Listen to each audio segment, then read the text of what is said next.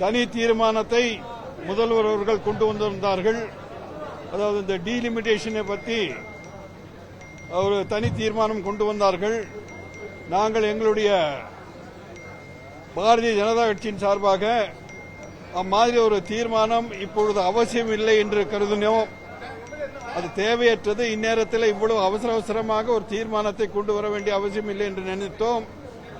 ஏனென்றால் வளர்கின்ற வளர்ச்சியிலே சாதாரணமாக ஒரு கிராமத்தில் இருக்கிற ஊராட்சி ஒன்றியத்தையும் கூட பேரூராட்சி ஆகின்றோம், பேரூராட்சியை மாநகராட்சி ஆகின்றோம். இந்த மாதிரி வளர்ச்சி, அதாவது மாற்றம்தான் நிரந்தரம். Changes R only permanent.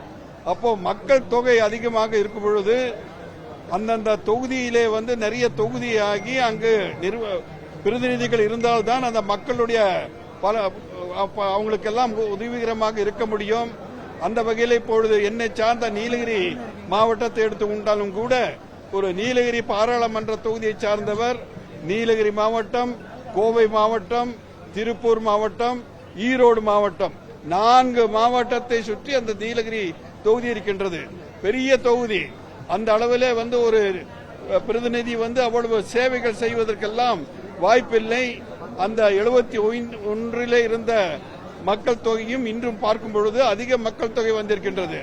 ஆகவே அது மாதிரி அந்த இன்னைக்கு 534 850 சுமார் அந்த அளவுல உயர்த்தணுன்ற ஒரு பரிசீலனை இருக்கிறதாக மத்திய அரசை பற்றி சொல்லுறாங்க. அந்த மாதிரி உயர்த்தணும் இப்போ. ஏன்னா அந்த அளவுக்கு மக்கள் தொகை அதிகமாக இருக்கின்றது. அந்த மாதிரி எல்லாமே வளர்ச்சி, அதெல்லாம் வளர்ச்சி. அதிக பிரதிநிதிகள் வேணும்.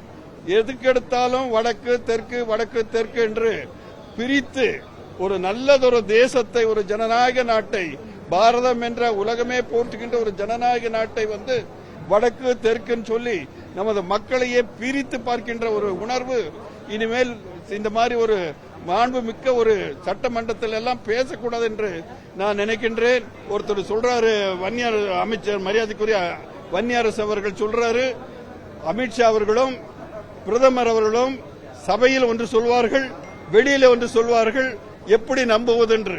ஒரு ஜனநாயக நாட்டின், மிகப்பெரிய ஜனநாயக நாட்டின் ஒரு தேர்ந்தெடுக்கப்பட்ட ஒரு பிரதமரை போய் இந்த மாதிரி பேசுவது கண்டனத்துக்குரியது.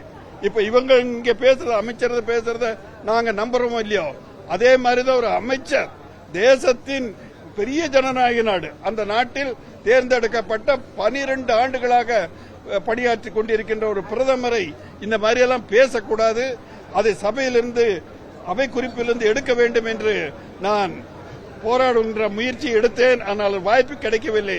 ஆகவே உங்கள் மூலம் அந்த செய்தியை நான் சொல்லிக்கொள்ள ஆசைப்படுகிறேன்.